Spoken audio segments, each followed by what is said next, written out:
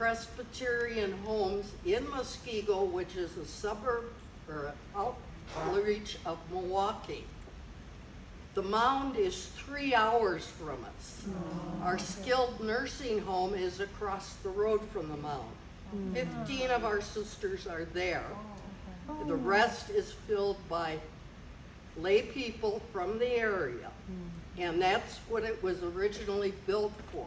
It was opened in 2000. 26 of our sisters live in assisted living in a place called Footville, Wisconsin, which is 10 miles west of Janesville, Wisconsin. So if you've been on 94, you probably know, or 90, you probably know where Janesville is. Anyway, and as of last week, 96 of us are in Muskego. 8 are in a memory care unit in the same complex that we are living in. There are 10, I believe, in the assisted care. Those are smaller units, and they just opened up within the last month. So those sisters who were living at the Mound lived at the Mound from May to this past month with just a very small staff. The Mound is going to be renovated into senior living apartments, but without services. So some people were saying, well, can't you go back? We can't. Anyway, that's where we're at as far as the congregation goes. When I was teaching you, we were over 1,600 sisters in the community. At its height, we were 1,980. Dominicans. As Sinsinawa Dominicans, we were one of 32 Dominican congregations in the United States. Now, some of those have combined.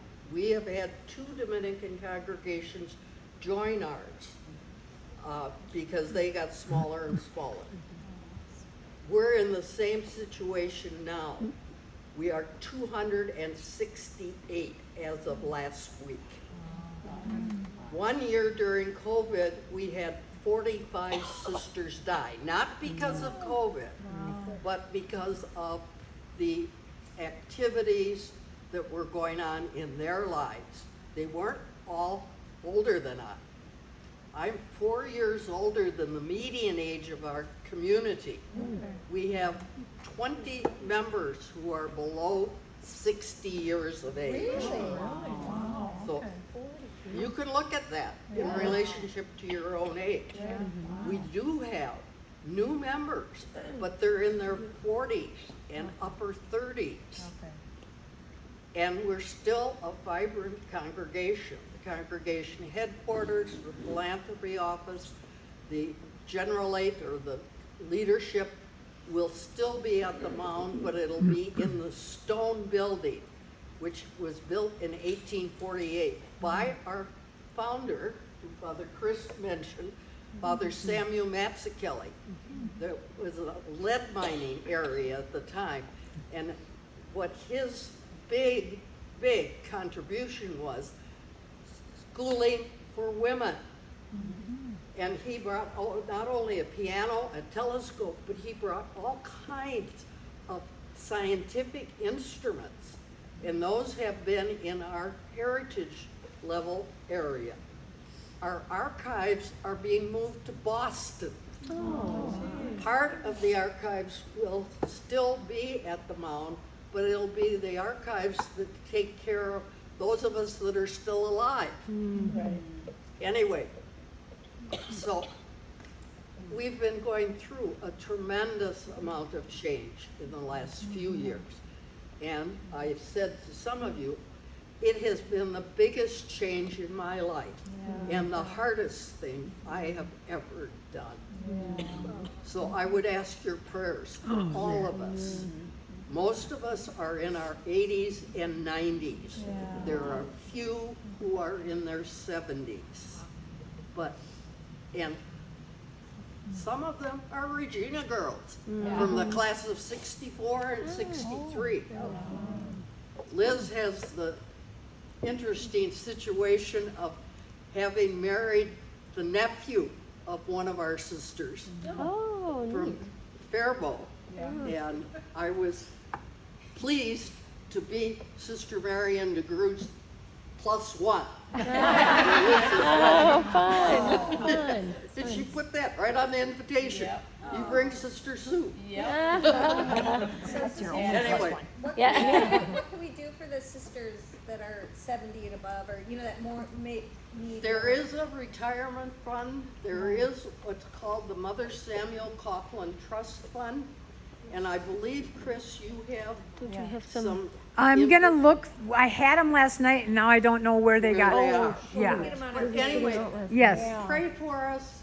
Yeah. If you are in a position to donate, we right now are financially sound, but we're using the Mother Samuel Trust Fund, which is for the older sisters who need care. I and my family, my ancestors have lived to be in their late 80s and early 90s for the most part. My dad was 93 when he died. My mother was 89. And I lived at home for 2 years and took care of my dad at 3625 Pillsbury, as some of you know. Yeah. Anyway, do you have any questions that you would like to ask? What Liz, about the church? What is, okay, tell them about how I wish- certain people can only yeah. purchase it. The newest building was built in 1964. And some of you have seen that. We have a very round, called a rotunda building, which in the bottom of it is an auditorium. On the second floor is our archives and heritage levels. The top floor is the Queen of Rosary Chapel. And the group that has purchased or is in the process of purchasing it is called Tricon. And they are the ones that are going to renovate the place, and we will not have to tear it down. And that will be savings of tremendous amount of money, because it costs millions of dollars to tear down buildings. The oldest building on the property is a stone building built in 1848 by Father Samuel. The newest buildings are the buildings that were built in 1964. They're actually not in as good condition as the building built in 1848, 1898, 1920. Of course. But those need a lot of upkeep. So it was costing us $600 million a year to heat, light, and staff. Wow. Yeah. And part of that expense was those of us who were no longer bringing in an income. That's another thing that you may not realize. Most of us entered when we did not receive a salary. And my first mission was actually at a large school in Southside Chicago, where we had 2,200 youngsters in the grade school and 1,000 girls in the all-girl high school. Now, those are both gone at this point in time. But we got a stipend of $25 a month. And we didn't even know that. Wow. I went out to Ventnor, New Jersey. We got $35 a month for 9 months. By the time I taught at Regina, we were getting $3,000 to $4,000 a year. Yeah. Yeah. So we've lived on the generosity of all of our families for years. The philanthropy or development office, as some of you have heard, has existed for probably the last 40 to 50 years. Barbara Brandt, who has worked with us since 1985, is now the Development or Philanthropy Director. She is a wonderfully knowledgeable woman who is doing everything she can to continue to support us. And Chris can give you the address or the, and we also put out every month from the philanthropy office a newsletter that tells what's going on. And we have a new prioress of the congregation, and she is very down-to-earth, outgoing, delightful lady, and she's writing us a note every single week about what's happening at the Mount, Good. which is really Yeah, good, that's nice. because, you know, Yeah, I mean, I left here in 1991, and I have not had a home except the Mount since then. I have family still in the area, but because my grandnephew is at college out west, I have a bed to sleep in these 4 days. And actually, his mother, who went to 1 year at Regina, and is the one who moved out of her room in order for me to have her room. She's sleeping in one of her kids' beds. But any kind of support that you can give, direct it to the congregation. And it will be, and you're prayed for, and I mean this, you are prayed for every single day. One of the things I'm finding very hard is we have not had Mass at our new place. But we just started last month, and so we're having Mass on Sunday. We have to depend upon priests in the area, mostly of whom are retired, and will come. We have different priests practically every Sunday. Chris knows we have had Dominican priests as chaplains at the Mother House for probably 100 and some years, I think. Father, I'm sure you've always had Yeah, something. yeah. Even at the Well, beginning, Father Samuel started it, Yeah.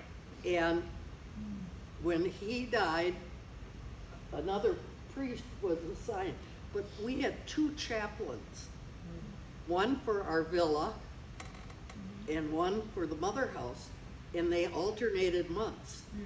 Now, I can tell you, the Dominican priests are the best homilists in the world. And I don't know what, yeah, you agree. I don't know what kind of homilies you have, but one of the things we could not do in the Diocese of Madison was we could not preach. And that OP means Order of Preachers. And we have some wonderful preachers in our community. Now we're in a diocese where the sisters can preach at Mass as well as at prayers. And Paul was to visit me a couple of times at the Mound, and it's, you know, it's really nice because we're still trying to uplift women's position in the church. All right. So, anyway, I hope you're ordained. any other questions about people you had or Paul? This is a trite question, but I have to ask it anyhow. What about the bread? Ah, all right. Those of you who have been to the Mound or have known about, Really good. we have a bakery, and we're known as the Bread Sisters. Our bakery makes cinnamon bread, zucchini bread, orange rolls. They no longer make white bread. 8-grain bread. The bakery, up until 2 weeks ago, we thought was staying. But a new situation has come up, and you can pray about this. The Conlons, who are a construction company in Dubuque, who had two aunts who are in our community are building a new building that is going to be a restaurant and bakery. And they are asking for the Mound Bakery to move in with them. Oh, nice. So, if it works, you will still be able to get Mound bread. But the problem these days is you have to pay postage. And sometimes the postage is more than the bread. Yeah. I have brought dozens of loaves of bread, and this is the first time I came to my family with no bread. Oh, And Maura has brought bread home, hasn't she, from? she kept it to herself. She ain't no fool. No, Chris's sister has helped us with some of our marketing too. Oh, really? Yeah, Mary Ellen Green. She's very humble. I don't know that any of you knew her, but Mary Ellen Green was our development director. And she was at Regina for about 4 years. And she was then a provincial and she was on our council. And she is one who is living at Staircrest also. Wow. And there's a couple of, any of you know any of the Keller girls? Yeah, Those of you mean in Barb? Carnation. Barb was there last Here, night, yeah. she was Yeah, here last Barb night. was at the Last night. no, She was here last night. she's Barb was from here. Incarnation, yeah. No, but I meant she was At an at the gathering last night. Yes, she was.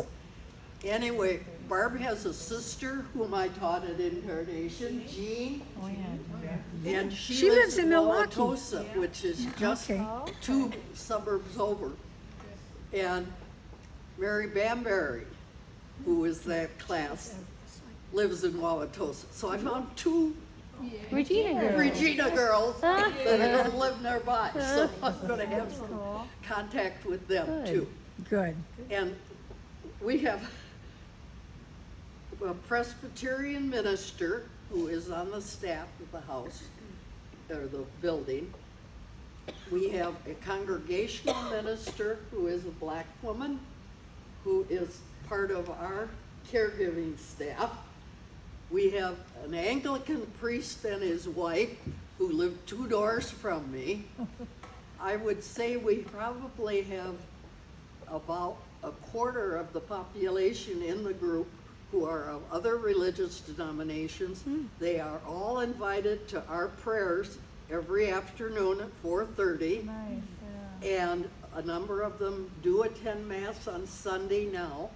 We're hoping to get some more priests that will be able to say Mass for us. And those of you who went to Dominican schools, do you remember the Faith and Freedom readers from Ginn? This is our parish, this is our neighborhood. Anyway, a lot of us taught the Faith and Freedom readers in the primary through 6th grade. Anyway, the room that we have Mass and prayers in is called the Faith and Fellowship Room. And they abbreviate it F and F. So those of us who taught the Faith and Freedom readers are calling it the Faith and Freedom Room. All right. So Sister Suzanne, is your contact information gonna be on our list that we all updated our information? So hopefully. that I list have will your be contact public. information. She has my contact That'd be information. awesome. I I'll have send a it out. cell phone and several of you picked it up yesterday or have it already. But we have landlines in the apartments and our address, are you ready for this? Is South 67, West 14765, Janesville Road in Muskegon. Now, Chris has that, I hope. You put it on Facebook. I think I put it in my Yeah, I contact. did put it yeah. on Facebook. Those of you who are on Facebook. I am on the Regina page, and I very seldom post things. And as some of you have said, and some of the others whom I taught, you could talk to a wall and it'd talk back to you. But this address is another thing that has challenged me to try to remember. And it's just in Muskego at Janesville Road, not Janesville, Wisconsin, but Janesville Road has all of these great big long addresses. Okay? Sister, thank you.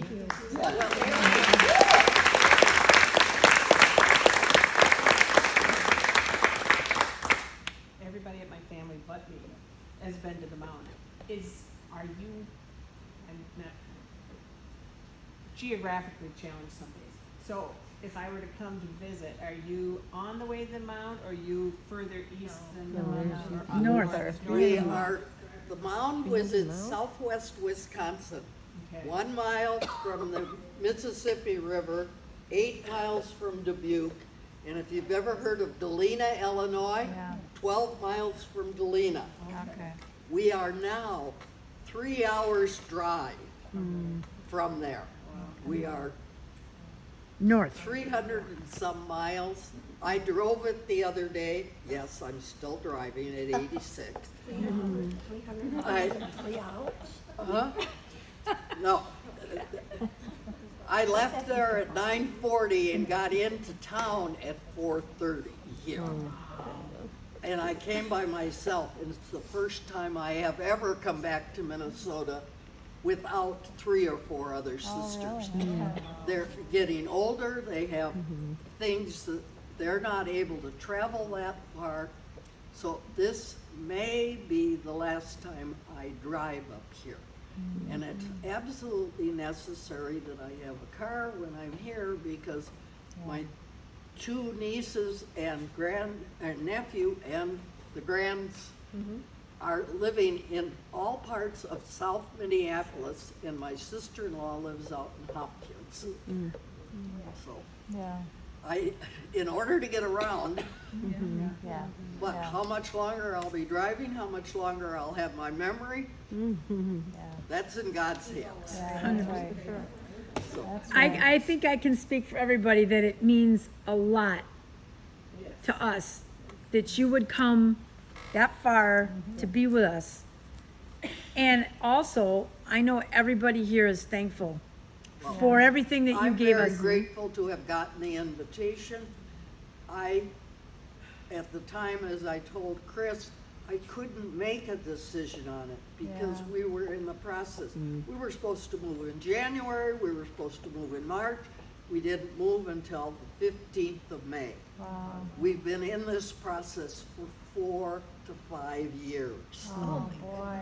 It's been, as I said, the most difficult thing I've done in my life. But you're the first class that I went through Regina with. Yeah. That's we were listening to the video was Yeah. She called us information. well, that's your guys' fault. You grabbed it wrong. Just how many people were starting. Yeah, and they said, they accused me of following them.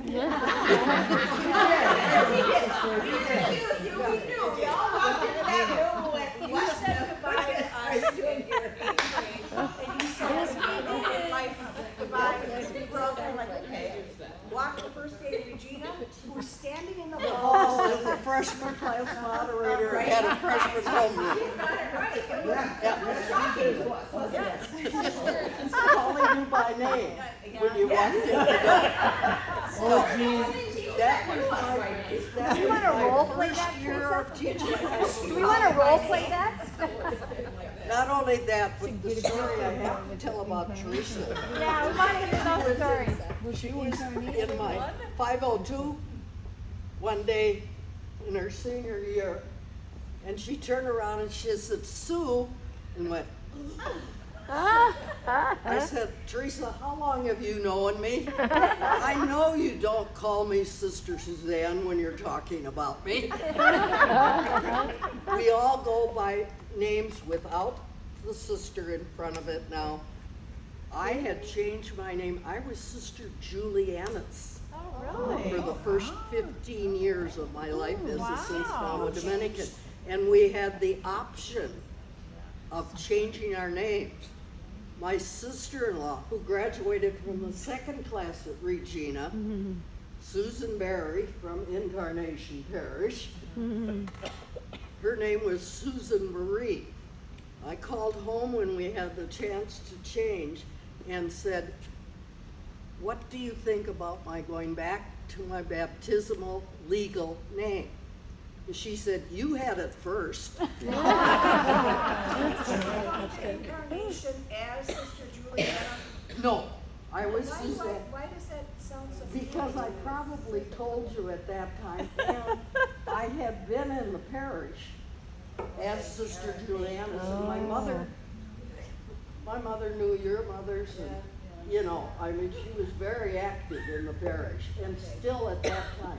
When I got the assignment to Incarnation, I was doing my student teaching after teaching for 14 years. Anyway, that was the way we did our education. We did it summers. I got my BA that way with 1 year of full college at our college, which was Rosary College and then Dominican University now. Anyway, So sister, there is a story I have about Teresa and I seeing you at the Incarnation in the 8th grade, but I'm not going to talk about it. I doubt very much that you remember it, but I wanted to know what year was your mom born, and how long did she live in the city? Or was she at Incarnation Parish? yeah, my folks lived in, my whole family lived in Incarnation Parish for 52 or 53 years. From what year to what year? I mean, because my mom was born in 19. Well, my mother was born in 1899. She was 89 years old when she died. And when I was born, we lived over in Basilica Parish, and that's where I was baptized. My mother was the first laywoman to be a supervisor of nurses at St. Mary's Hospital. And she worked there during the Depression and was one of the few people who had a job during the Depression. And her rate of pay was $5 a week. Yeah. But I'm sure my mom knew your mom and you knew Probably my mom, did. Because, yes, Yeah, she was because active in what they did is they wanted her to take over the School of Nursing, and she said, if I wanted to be a teacher, I would have been a teacher. So they said, well, will you come back and work at the hospital? She had been an industrial nurse working for the telephone company and other businesses in downtown Minneapolis. Anyway, she said, okay, she would do that. And she did that from 1932 to 1936. In those days, when you got married, you couldn't work any longer. And That's why we went to Regina. well, and why I went to Holy Angels, because I didn't have any relatives who had graduated from St. Margaret's. Well, a lot of my classmates went to St. Margaret's. When did you come to, cause I think back now when I'm Incarnation, and I remember when in Incarnation, like, and my fellow Inkies will remind me, but you were all in full habit. But I remember the changeover. I remember the changeover, because it was like some did and some didn't, and you weren't Right. quite And some went from the full length up to like Just the the bands. skirts or the Some had, blouses some and had. We or were just still the wearing, habit. I don't know if you remember, but we were still wearing veils. Yeah. The Yeah. first couple of years. We changed in 19, Yeah, they were Bill.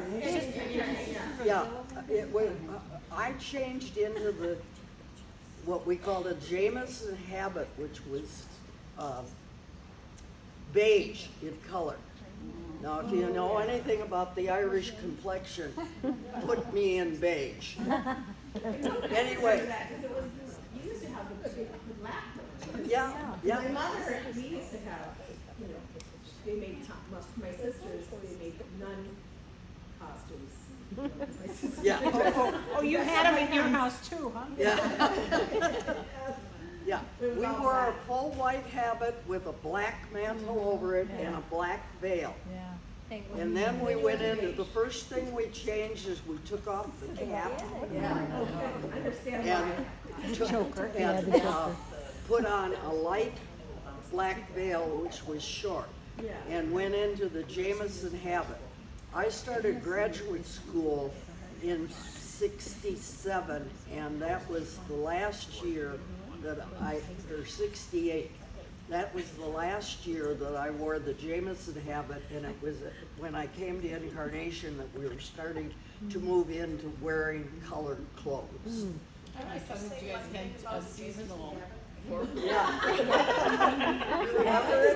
don't have Pat McLeod here to get upset with me, so I'm gonna say it anyhow. When we were at the mountain, again, the trip that I didn't have the choice to make, we were locked down in the habit room as we were putting on these habits that were coming out of the laundry, and that thing was tight.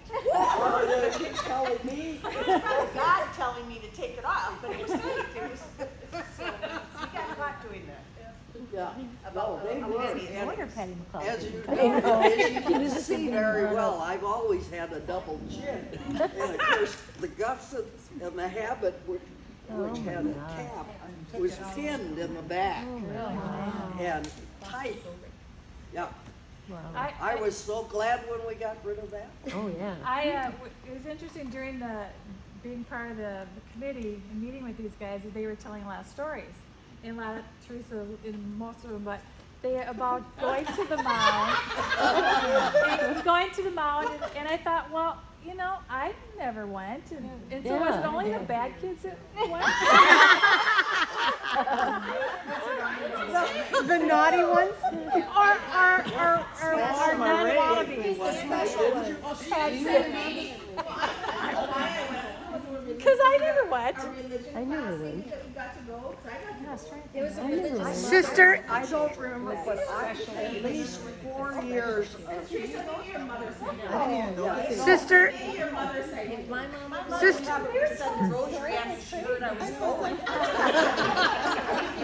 sister, when you see the video that I'm gonna show in a minute, you're gonna see something and you're gonna know exactly where it took place. Okay. And you all will. I have kind of a demonic look on my face.